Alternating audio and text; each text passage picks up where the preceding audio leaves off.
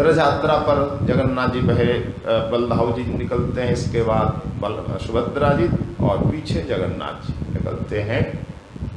जगन्नाथ जी का रथ सबसे ऊंचा होता है 45 फुट और उससे 1.5 फुट करीब छोटा होता है बलभद्र जी का, उससे फिर छोटा होता है। पहले का जो नाप है हाथ के हिसाब से 23 हाथ लंबा होगा जगन्नाथ जी का, 22 हाथ बलभद्र जी का, 21 हाथ सुभद्रा जी का। जगन्नाथ जी के रथ में 16 पहिया होंगे, बलभद्र जी में 14 है और सुभद्रा जी के 12। जिस प्रकार नियम है उस नियम से ही रथ बनता है। हर बार नए नए रथ बनते हैं।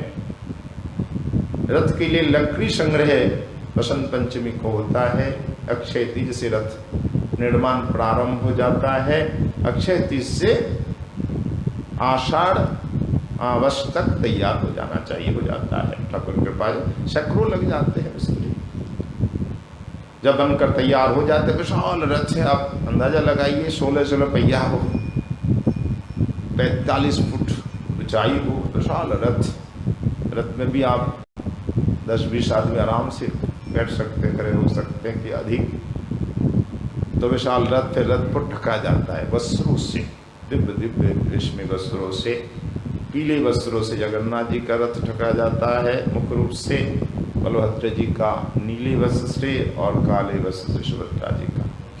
और घंटियाँ, झंडियाँ, दर्पण, चमर आदि से दिव्य रूप से सुसज्जित किया जाता है। तो आज प्रातः कल ही रात को ही रथ लगा दिए गए जगन्नाथ जी के सामने, मंदिर के सामने, क्रमशः दाऊ जी का, सुभद्रा जी, फिर जगन्नाथ जी। आज प्रातः काल सर्वप्रथम सुदर्शन चक्र आए, बलभद्र जी को प्रथम रथ में सवार किए गए, फिर सुभद्रा जी को दूसरे रथ में और तीसरे रथ में जगन्नाथ जी।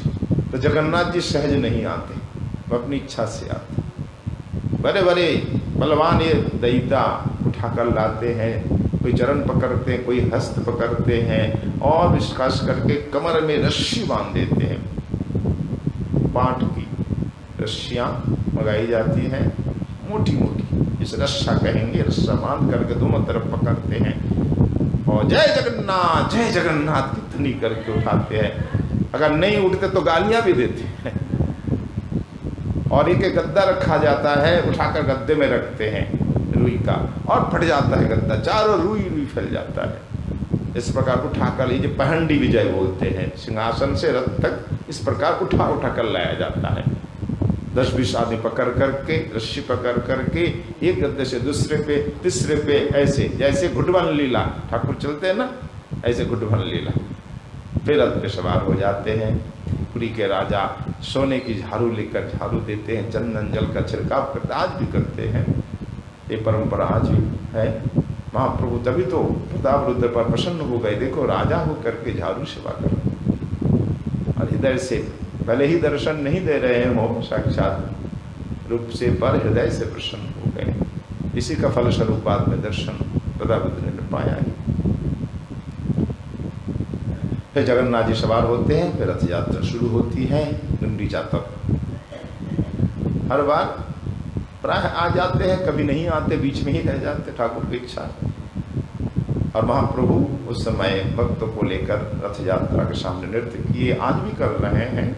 7 मंडली बना करके जगन्नाथ जी की चारों ओर, सामने 4 मंडली, दोनों ओर 2 मंडली, पीछे 1 मंडली, 7 मंडली कीर्तन के साथ प्रभु चलते।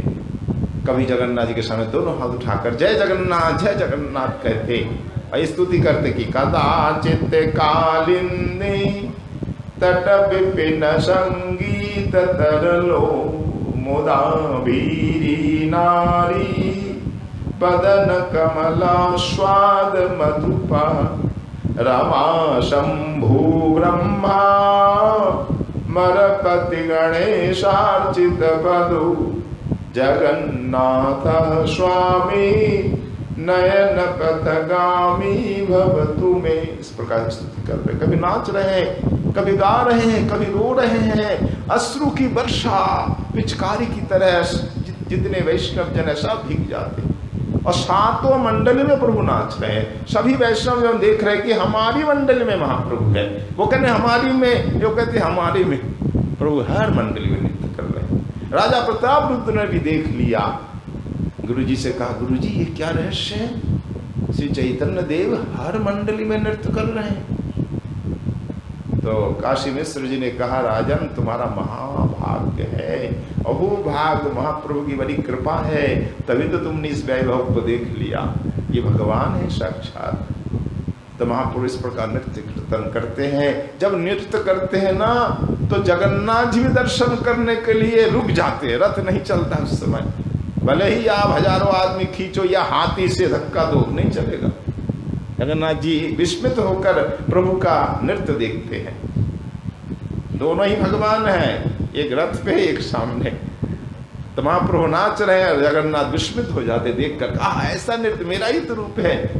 बोलो जगन्नाथ देव की जय, चैतन्य महाप्रभु की। इसलिए श्री कविराज जी महाराज ने कहा कि सजियाद कृष्ण चैतन्य श्री रथाग्रे नर्तजः ये नाशि जगताम चित्रम जगन्नाथ विस्मितः।